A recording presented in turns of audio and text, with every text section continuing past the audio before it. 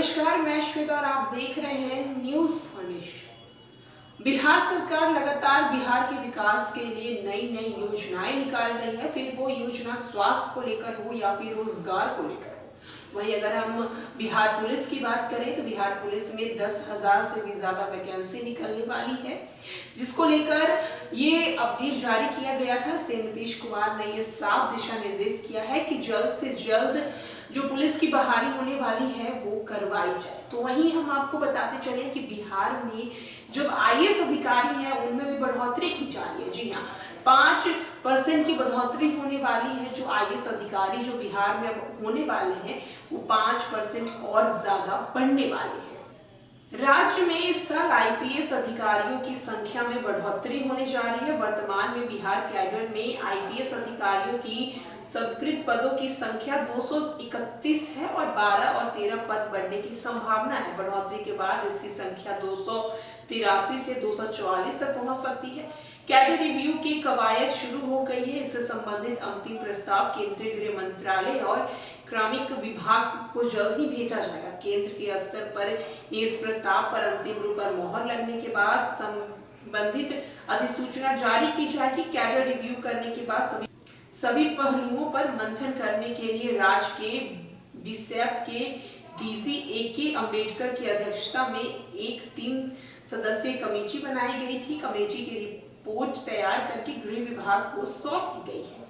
यहाँ इसका अंतिम रूप के अवलोकन करने के बाद इसे केंद्र में भेज दिया जाएगा। वहीं आपको बताते चले कि आईपीएस की स्वीकृति पदों की संख्या 231 है। 12 और 13 पदों की और भी ज्यादा बढ़ोतरी की जाएगी। 5 साल पर किया जाता है कैडर रिव्यू।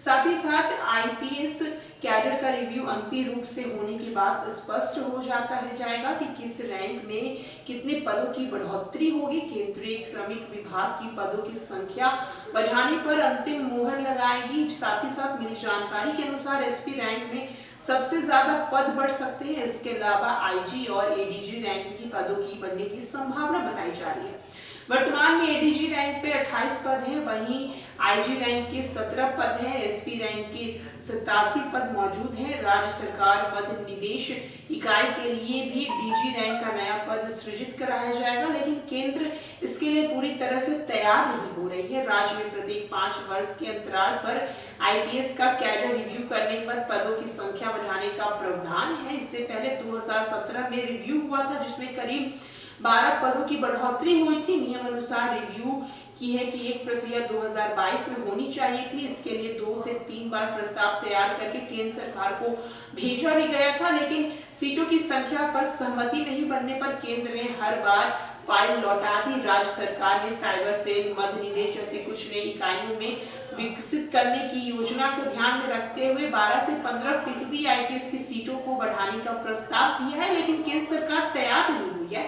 अब 5% से ज्यादा सीटों देने की तैयारी की जा रही है। इसको मद्देनजर पर रखते हुए प्रस्ताव को नए सिरे से तैयार किया जा रहा है।